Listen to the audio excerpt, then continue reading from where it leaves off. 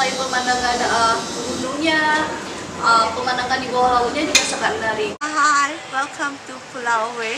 This place is quite a small place, but everything, the place and the accommodation and the food is really good. And villagers here are quite friendly.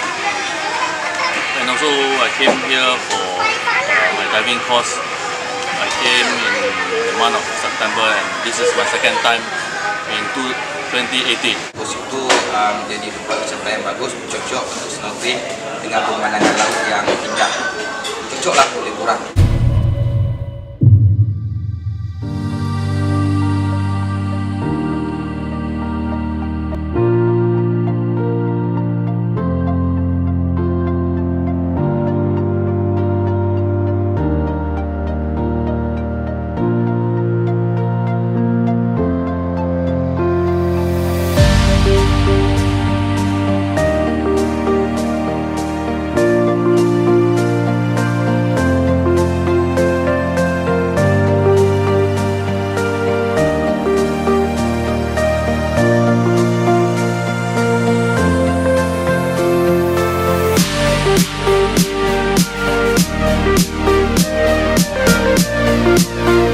Pantai ini kami manfaatkan untuk turis lokal, untuk mancanegara.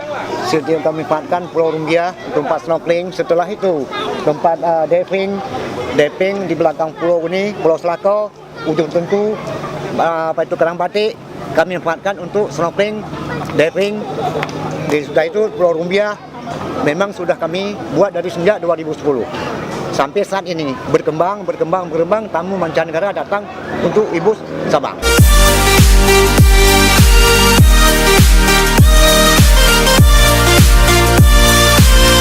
Kami perjuangan di sini dengan susah payah.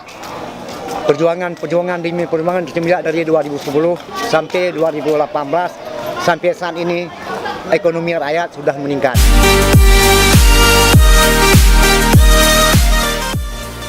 Dengan adanya wisatanya di Pulau Ibu ini, Pulau Rumbia ditamakan kayak kami sebagai pedagang, dengan ramainya pengunjung, pendapatan kami alhamdulillah semakin ramai pengunjung semakin banyak pendapatan hari-hari.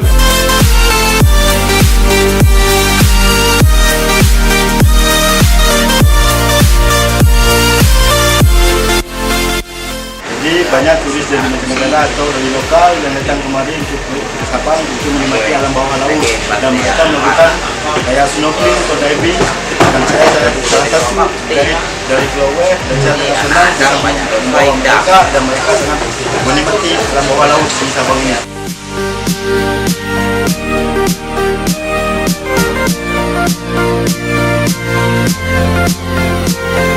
Di desa Ibu ini terdiri 4 dusun, dusun Lapang, dusun Dot, dusun Kepilayu, dan dusun Ibu. Kami sekarang ini lagi menggalakkan wisata dari semenjak dari tahun 86 sampai sekarang ini kami selalu mengangkat atau promosi desa Ibu ini supaya maju di bidang wisata.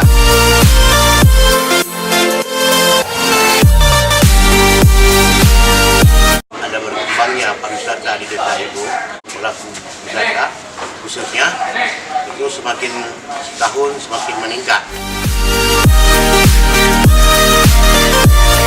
Kami baru-baru ini sudah mendirikan satu badan usaha milik kampung yaitu BUMDes.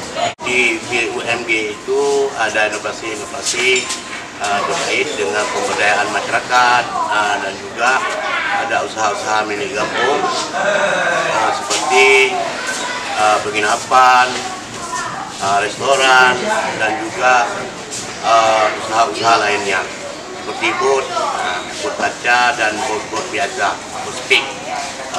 Dan juga di situ mungkin dari situlah ada pendapatan tambahan, pendapatan asli kampung, itu pun dikelola semua oleh badan usaha milik kampung. Ibu mantap!